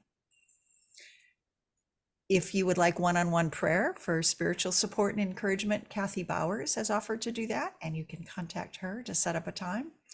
Through the church, we have a ministry called Stephen's Ministry, which is a trained person who comes alongside for emotional and spiritual support through difficult times for an hour a week. We have a LinkedIn group.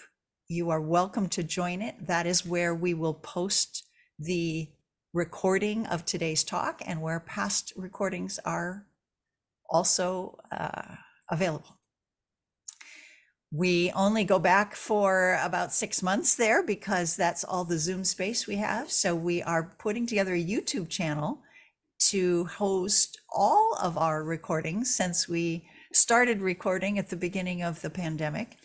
If you've got video editing skills to help us here, that would be most appreciated.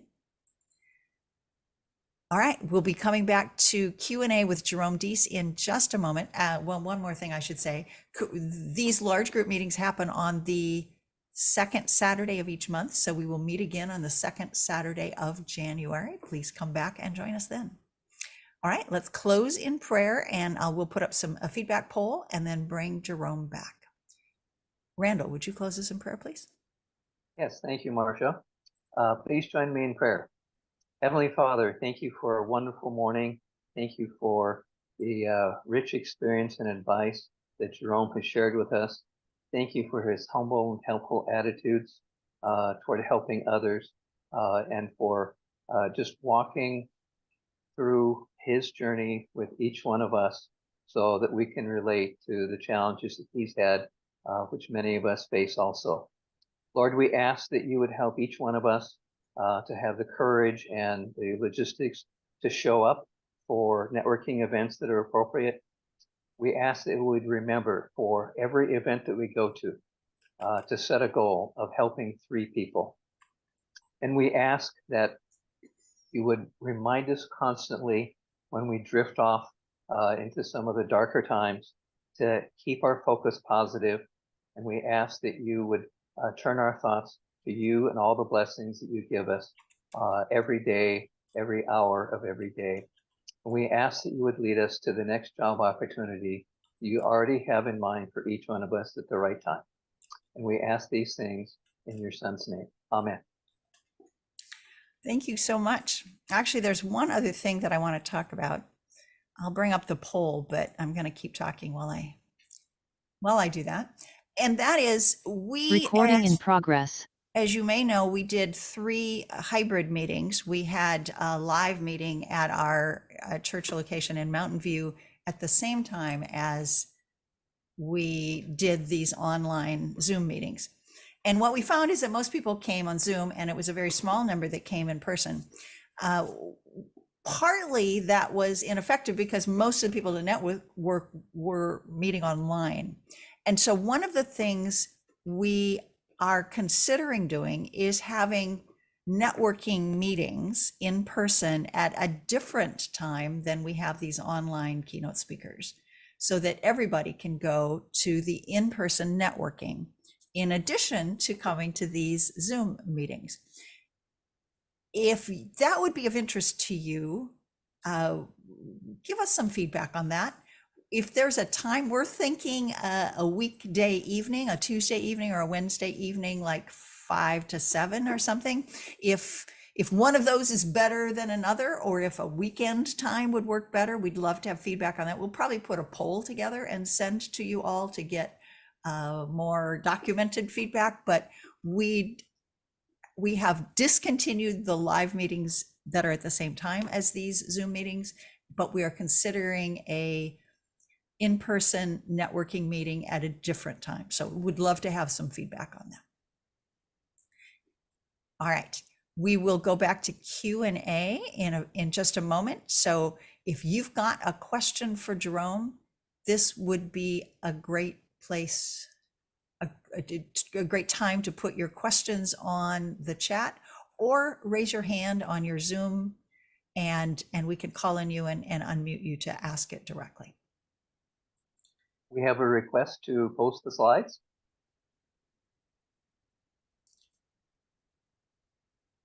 I will happily email those over once we're done, and feel free to post those where it makes sense. So what I'll do is post them in the comments under where I post the video for the recording on our LinkedIn group. So don't neglect joining our LinkedIn group so that you can see get both the slides and the recording. We've got questions about the David Lee has his hand up. okay, just a sec.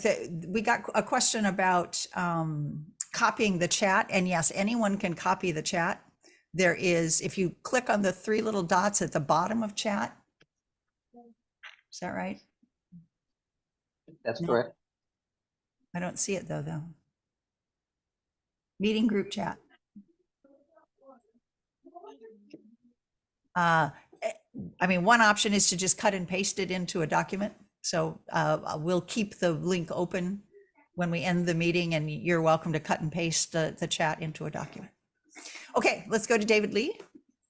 Oh, okay. Hi, Jerome. Thank you so much for just discussing this uncomfortable topic.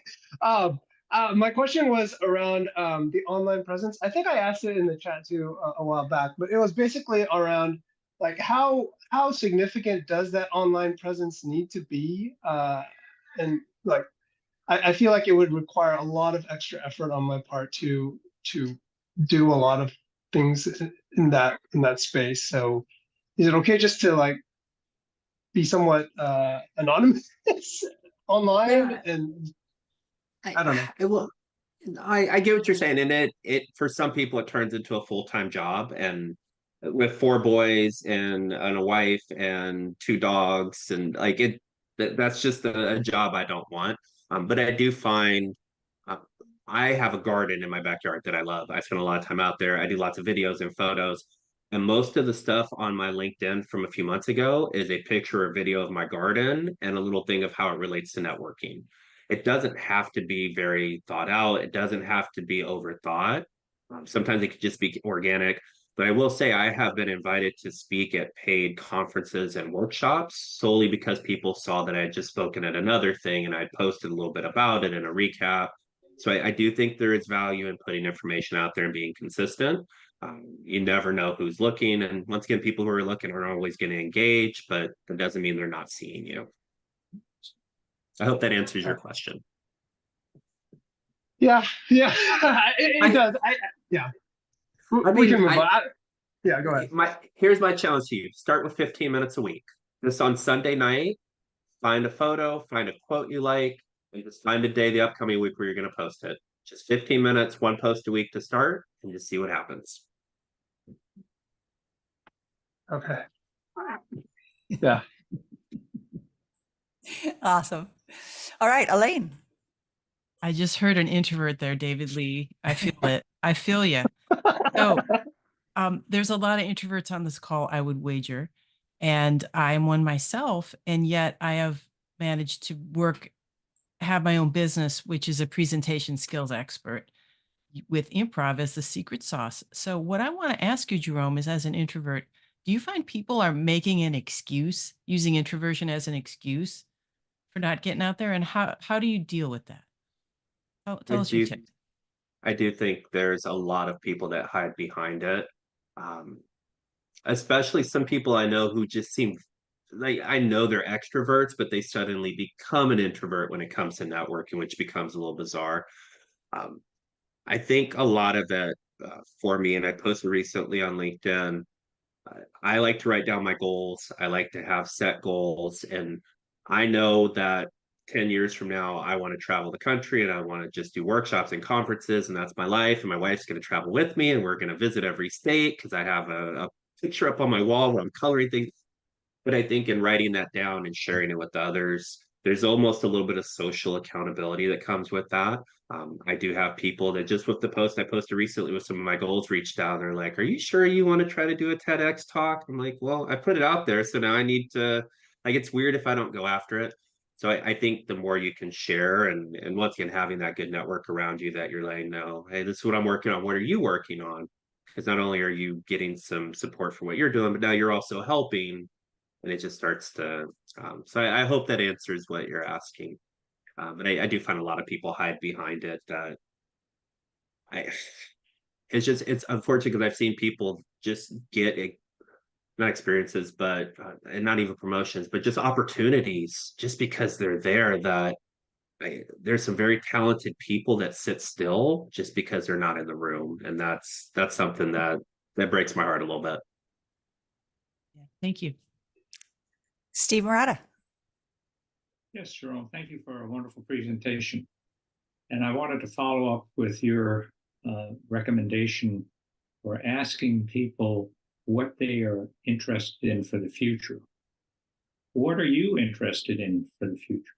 What direction do you want to go? And I'll preface that by saying that I have friends who have a very successful catering business in the Bay Area. And one of the questions in my mind would be, would you be a resource for training them on how to expand their business? And have you thought of being a paid consultant for the catering business? Some of the work that I do, I worked with Eric's Deli Cafe a while back, who didn't really have a catering or program in place. And I sat down with their director and we walked through, here are the things you need to have. And then one of the coordinators I worked with previously, I was able to recommend her for a sales manager job, and she's been there 3.5, 4 years now. Yeah, it's kind of sad, but not every entrepreneur is a good business person, but you're an entrepreneur because you're really good at something specific. And I think, to your point, being able to offer those resources and, hey, just look at this a little different, or just do this, keep doing what you're doing, but just add this to it. So that is part of the work that I hope to do long term, and some of what I'm doing now. Yeah, end goal for me is honorariums, large conferences. I love the travel component. My wife and I just got back from New York a few months ago, where we were paid to go out and help present some things at a conference. And I absolutely cherish, off topic, but on topic, Los Altos Chamber did a workshop on networking. And that workshop was right before a networking event. And we walked out of that workshop into the event, and I could hear people doing the things we just talked about and coming over to me just very excited that they just talked with someone and they did it and they connected and now they have an interview. And it's amazing knowing that just a little tip can be the difference between getting something and not getting something. Great, thank you. Awesome. All right, question from chat.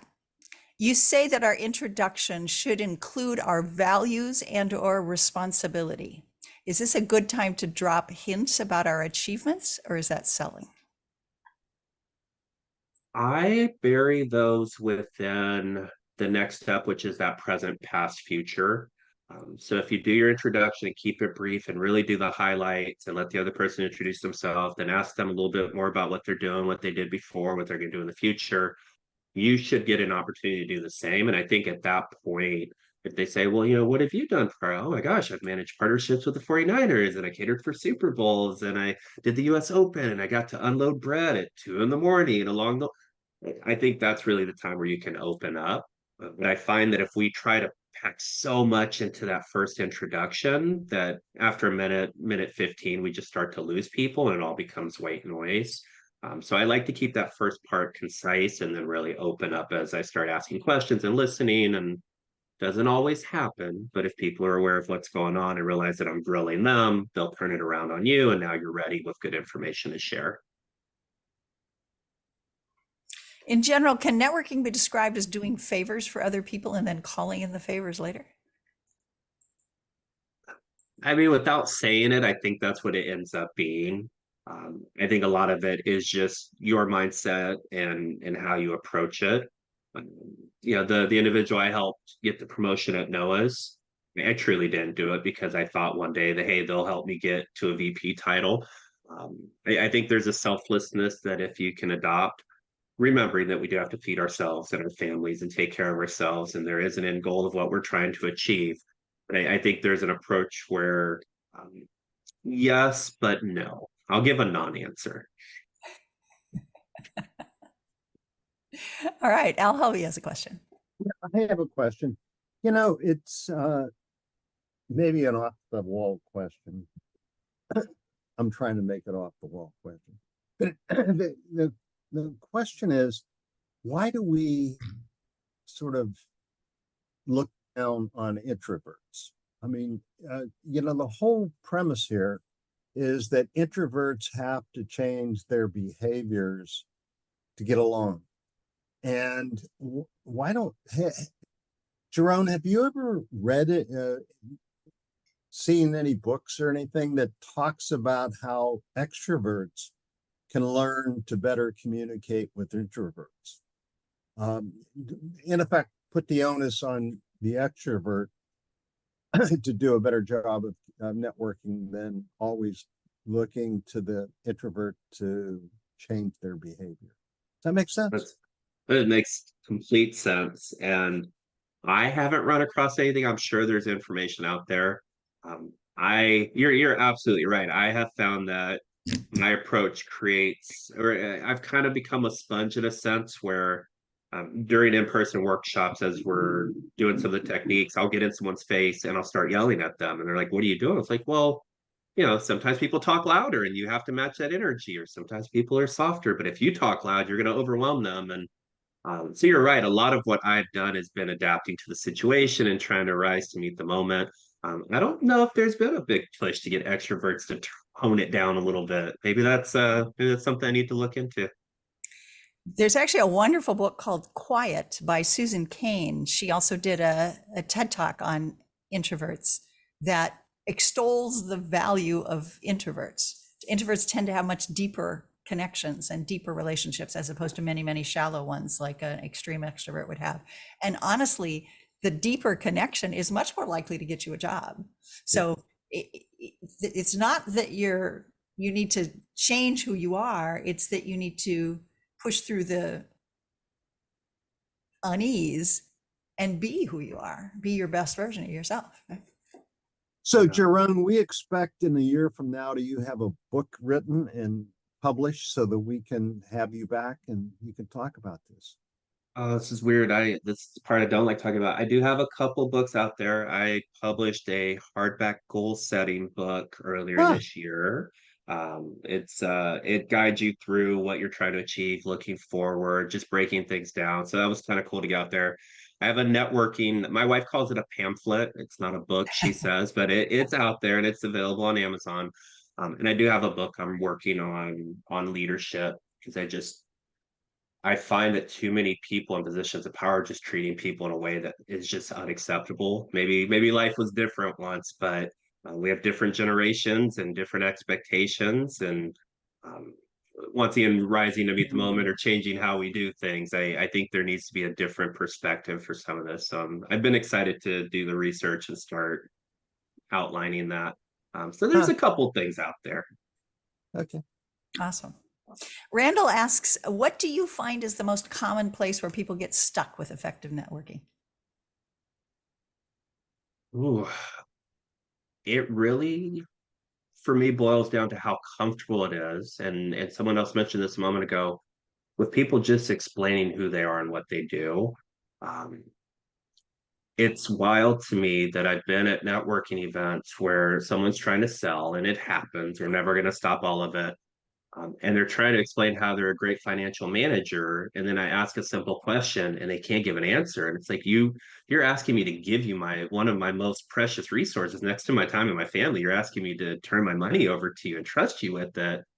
um, I, I think we just need to take a step back and do a little bit more preparation before we go out there.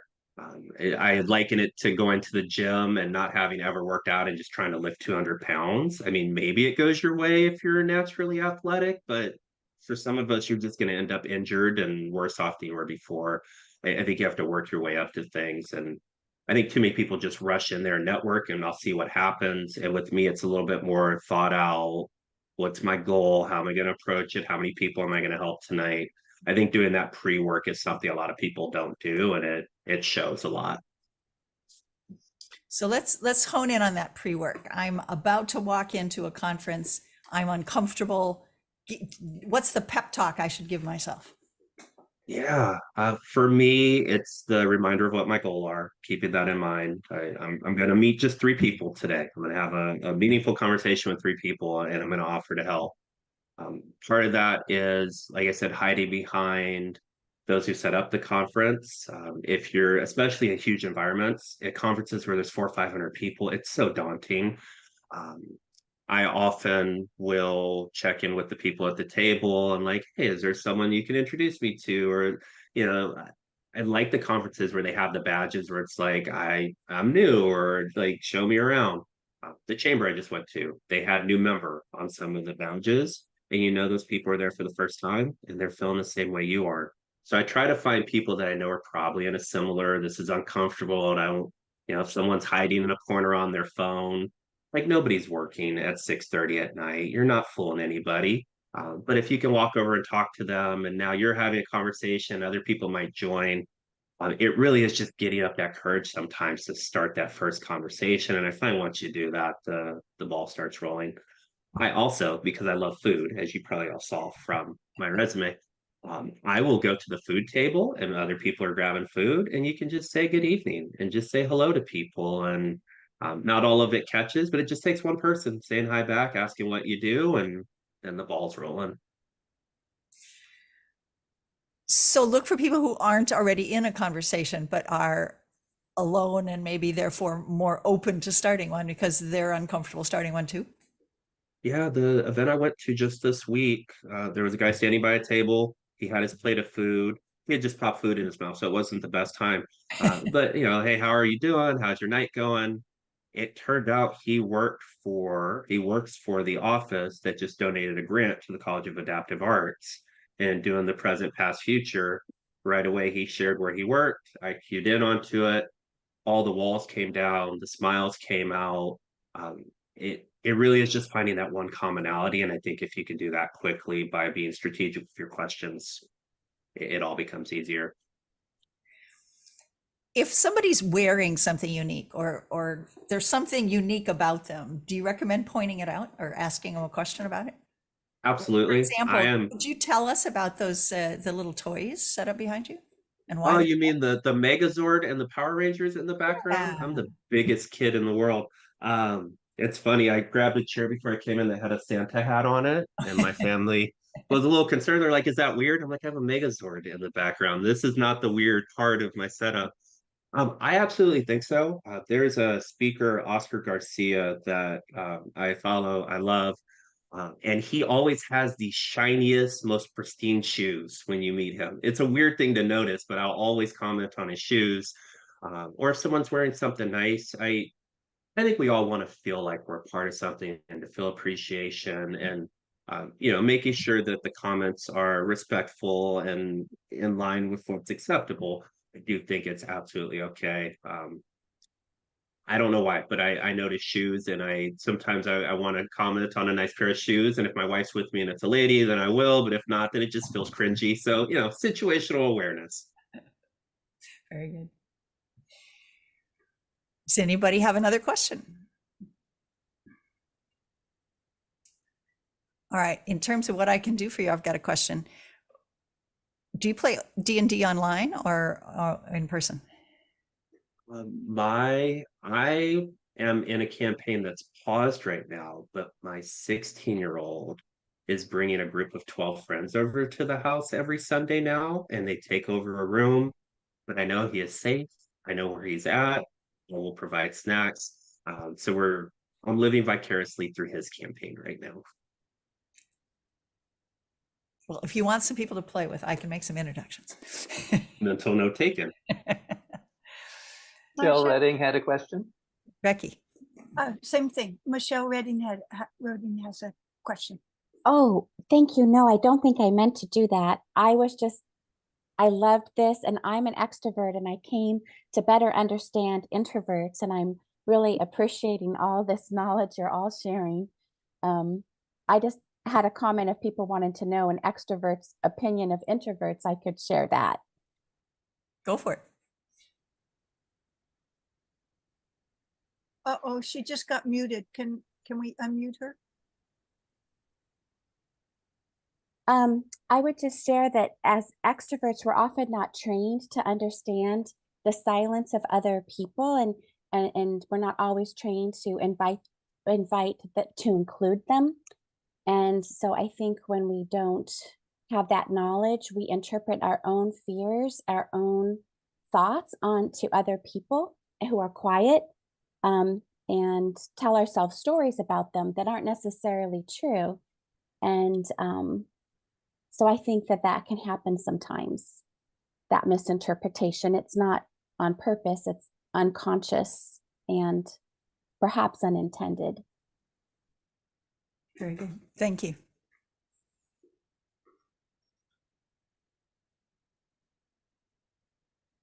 All right. Anybody else have another question? Gary Tucker has a question. Is it all right to try to network at events that are not really set up to be networking opportunities, such as a social dance or a tennis match? Yes.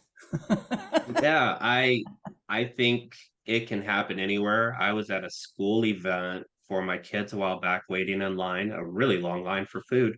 And the guy in front of me made a comment, and we struck up a conversation. And before I knew it, we were talking about our childhoods and our kids and our life and the work we did. And I was in sweatpants and a workout shirt. Wasn't where I intended to have a deep conversation about life and the future, but um, you never know. So I do think you can take advantage of opportunities wherever they are. I've had some really good conversations on the sidelines of soccer games as well on a Saturday morning. So this is an interesting point that Stephanie makes. If we're holding a let's say we do this in-person networking event for CAM, what are 2 or 3 things we can have people put on their name tags besides their name that might facilitate the opening of interesting questions? Yeah, I've seen a few different versions where I've seen little dots of different colors, and hey, go find someone that's not the same color as you. So then, if you do have people there from similar cities or backgrounds, you can almost force people to mix up. I do like the hometowns because you never know if there's a college that was graduated from. It depends on the population, how much there's there, but I like that. And I see in the chat the next thing I was gonna say that's well timed. The networking bingo with the Los Altos Chamber. That was part of what we did, where part of their raffle prizes were tied into the networking bingo. And I've never seen people so quickly try to drill into who other people are and what they do, and if they're one of the things on the sheet. And it was this very weird, like hyper focused, but it worked well. And I think people learned about other people pretty quickly. So there's a few little tricks that I think can work well. I wish more groups facilitated the process of networking, and I appreciate that. The breakout rooms, I know they're a little short, but just those little bursts of trying things out. Um, I said it earlier, find somewhere where you feel comfortable and safe with early networking as you really get into your flow, especially the alumni associations and such, because they're people that have a commonality already. And you can just talk about your experiences with the college, and that can be your introduction and the way for the walls to come down. It is very difficult to walk into a group absolutely cold, knowing anybody, and to get something out of that. It's not impossible, but as an introvert, that gives me stress, just going to a brand new place with brand new people.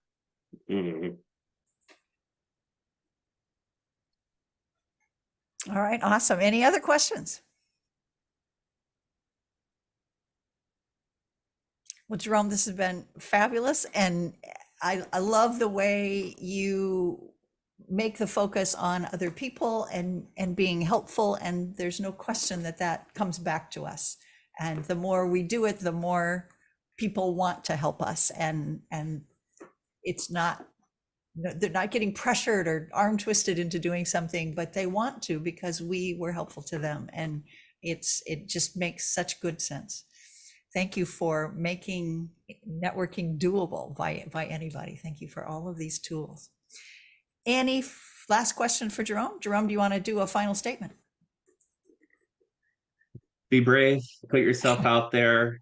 If you get to a networking event and you panic, my LinkedIn Messenger is always on. Shoot me a quick message, and I'll give you the encouragement to get in there and do it. But you can have a phenomenal 2024 just by being in the right room. So be brave, get out there, do the right things. Awesome. Thank you so very much. All right, that's a wrap. We will see Recording you all. stopped. We'll see you all the second Saturday of January. Have a fabulous holiday. Merry Christmas, everybody. Merry Christmas. If anybody wants to copy the chat, this would be the good time to do it. Or you can save it if you see the 3 little dots down at the bottom. The 3 little dots are there, Marcia. It's They're very there. faint. They're there but I think because I set it up, mine are automatically done, so I don't have the choice to save it. You can do it manually too, even if it's automatic. Right. But I think it's for people that are on iPads that have a difficulty either copying or saving. And iPhones as well, I think. Yeah.